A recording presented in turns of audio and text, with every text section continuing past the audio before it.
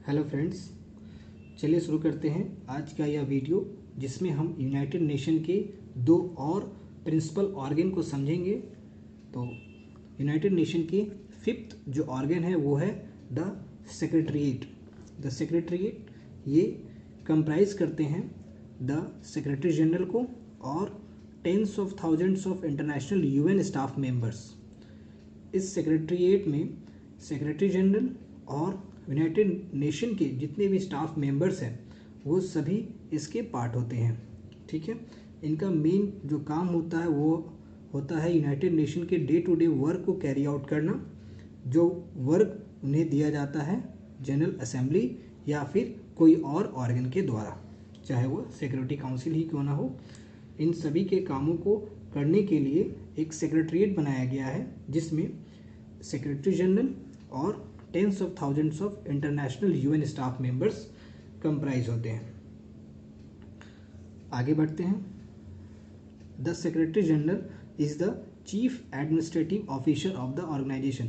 जैसा कि हमने पहले भी पढ़ा है कि सेक्रेटरी जनरल जो कि यूएन के हेड होते हैं वो चीफ एडमिनिस्ट्रेटिव ऑफिसर होते हैं इस ऑर्गेनाइजेशन के, और उनको अपॉइंट किया जाता है जनरल असेंबली के द्वारा on the recommendation of security council for a period of 5 year. उन्हें 5 साल के लिए अपॉइंट किया जाता है।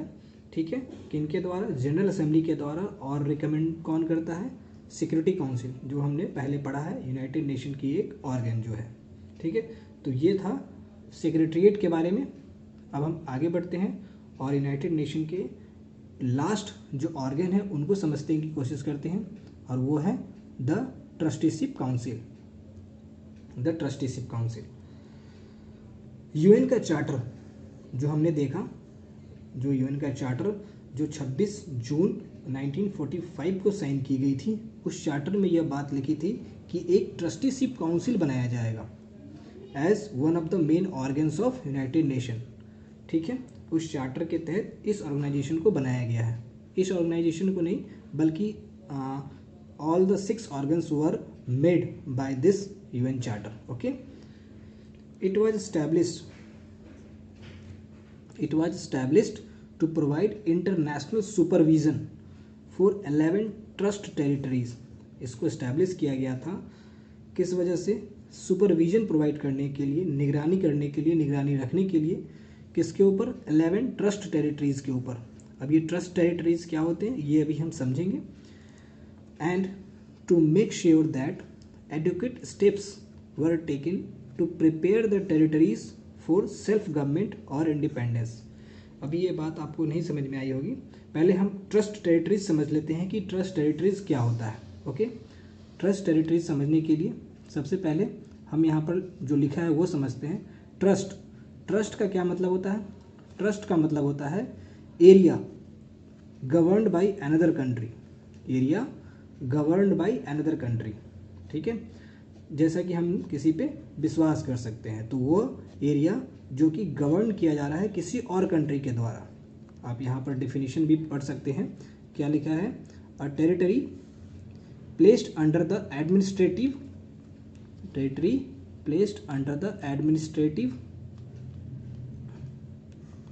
एडमिनिस्ट्रेटिव कंट्रोल और authority of a country by the UN. और ये किसके द्वारा किया जाता है? यूएन के द्वारा। मतलब यूनाइटेड नेशन ने किसी एक कंट्री को किसी अनदर कंट्री के एडमिनिस्ट्रेटिव कंट्रोल में रखा है। अच्छा, यह किस लिए हुआ? तो जब हमने देखा कि वर्ल्ड वार 2 खत्म हुआ तो उस समय बहुत सारे ऐसे छोटे कंट्रीज थे जो कि इनेमी स्टेट्स से डिटैच्ड हुए थे। जो इनेमी स्टेट्स थे उनसे बहुत सारे कंट्रीज, छोटे छोटे कंट्रीज डिटैच होकर के इंडिपेंडेंट होने की कोशिश कर रहे थे। तो उस समय वो छोटे कंट्रीज, छोटे टेरिटरीज, उनके पास इतने रिसोर्सेज नहीं थे ताकि वो एक इंडिपेंडेंट कंट्री के रूप में फंक्शन कर सके। तो यूनाइटेड नेशन के इस ऑर्गन ने, ट्रस्टीशिप ने क्या किया? उन टेरिटरीज के लिए इस ऑर्गन को बनाया, और इस ऑर्गन का जो मुख्य काम था कि उन 11 at that time there were only 11 territories of that kind. तो उन 11 टेरिटरीज को ट्रस्ट टेरिटरीज कहा गया, और उन टेरिटरीज के लिए ट्रस्टीशिप काउंसिल बनाया गया जिनका मेन पर्पस था to provide international supervision for 11 trust territories, और उनको हेल्प करना कि वो जल्द से जल्द क्या बन सके, सेल्फ गवर्नमेंट वहाँ पर आ सके या फिर वो इंडिपेंडेंट हो सके। ठीक है, तो ये मेन पर्पस था ट्रस्टीशिप काउंसिल का, ताकि जो नए नए कंट्रीज़ जो इंडिपेंडेंट हुए थे और हम कह सकते हैं डिटैच्ड हुए थे इनेमी कंट्रीज़ से वर्ल्ड वार 2 के बाद, उन्हें एक मार्गदर्शन मिल सके, उन्हें रिसोर्सेज मिल सके, ताकि वो जल्द से जल्द एक इंडिपेंडेंट कंट्री बन जाए। आप यहाँ पर देख सकते हैं, लिखा भी है, the aims of trusteeship council have been fulfilled to the extent that all trust territories have attained self government और इंडिपेंडेंस। जिस पर्पस से ट्रस्टीशिप काउंसिल को बनाया गया था वह purpose to that extent serve हो चुका है, फुलफिल हो चुका है, जिस वजह से ट्रस्टीशिप काउंसिल को अबेंडन कर दिया गया और डिसबैंड कर दिया गया। ठीक है, ऑन 1 नवंबर 1994 को ट्रस्टीशिप काउंसिल को सस्पेंड कर दिया गया, और हम कह सकते हैं ये अपना ऑपरेशन जो है सस्पेंड कर दी ऑन 1 नवंबर 1994 को, a month after the independence of Palau.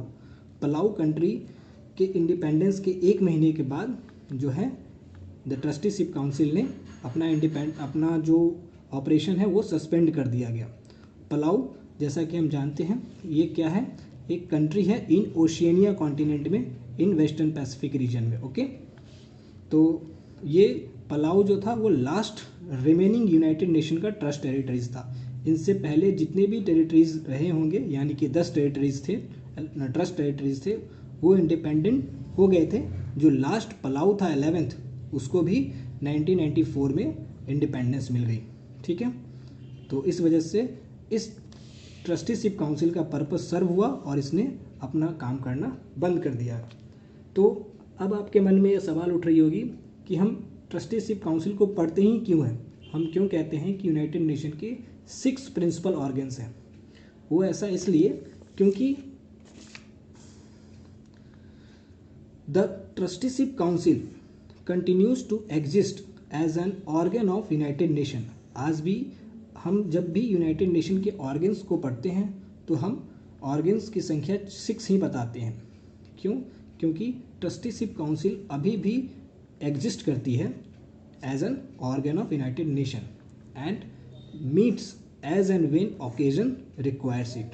जब ज़रूरत पड़े तो वह मीट भी करती है। इस वजह से अभी तक on paper, on record, there are 6 organs of united nations. So friends, आज की वीडियो में इतना ही। आज हमारा यूनाइटेड नेशन का टॉपिक ख़त्म होता है। नेक्स्ट वीडियो में हम एक और इंटरनेशनल और रीजनल ऑर्गेनाइजेशन के बारे में पढ़ेंगे। तब तक के लिए धन्यवाद।